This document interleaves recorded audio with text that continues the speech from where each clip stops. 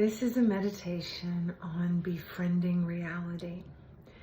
And it's a great practice to do when you find yourself struggling with something that's going on in your life or in the world that you vehemently disagree with, or that you don't want to accept to be true.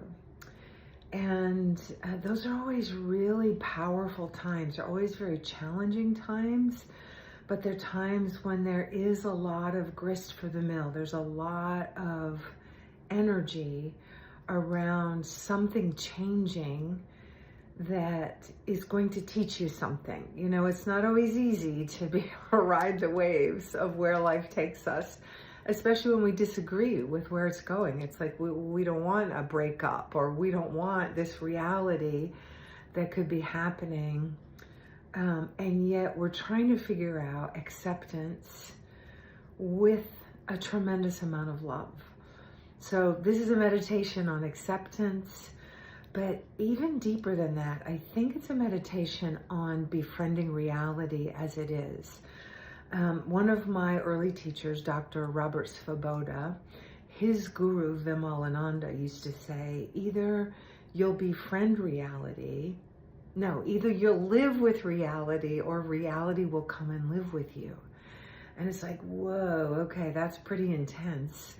But to be able to say, I want to have a deep relationship with reality more than I want to have a deep relationship with my projections or my desires or my attachments or my aversions, right? Where you go, okay, I really want to get it, where I can live in the center of what's real and respond from there rather than stay caught in reaction. So an acceptance practice can be very powerful in these kind of times. So I would ask you to begin this meditation practice to touch your fingers at the center of your chest for a moment, just at that space that yogis call anahata, or the heart chakra. And we're going to look for that space, but we're also going to look for that deeper essence, that heart within the heart, trying to go into the very heart of your being. Okay, so you can keep your hands there, or you can just use it like an acknowledgement of this as a heart-focused practice, and that true acceptance and deeper reality happens within the open heart, right? It's when our heart is closed or clinging that we lose that equanimity, we lose that ability to stay befriended with reality. Okay, so close your eyes for just a moment. Get your spine long and your posture comfortable. And turn your focus towards your breathing. Softening your body, releasing any obvious tension that seems easy to let go, and centering yourself in the moment that you're living in. Just noticing how you feel, befriending any and all sensations, whether they're sensations of love or sensations of tension. Right? Just allowing time and allowing space for all of your experience.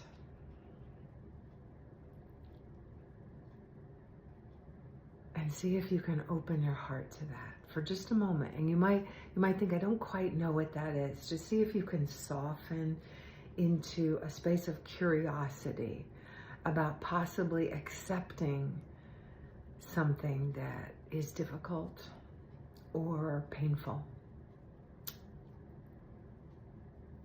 And invite in the situation.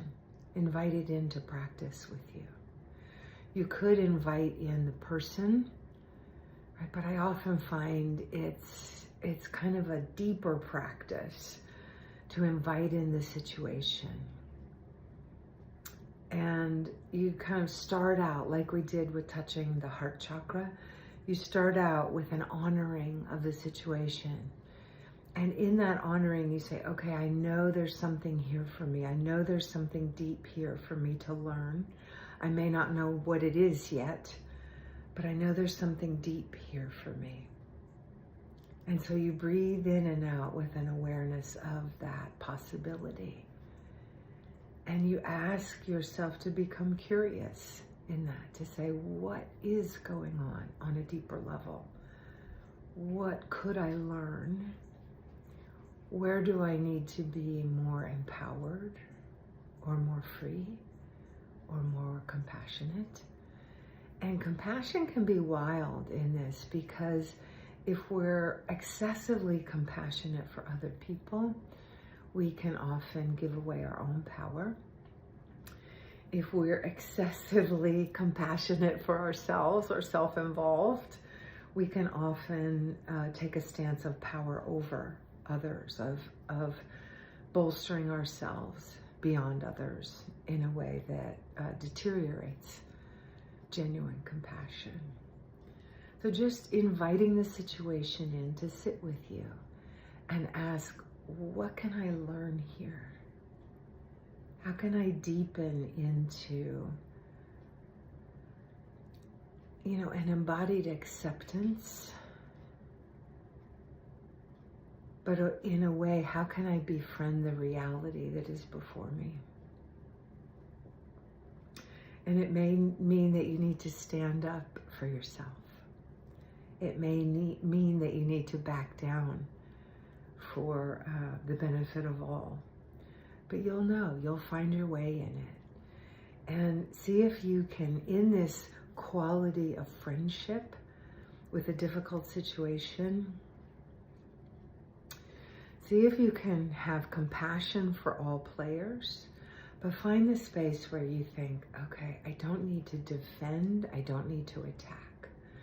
I can dwell in the paradox of what's happening in a way that feels like it's my true path,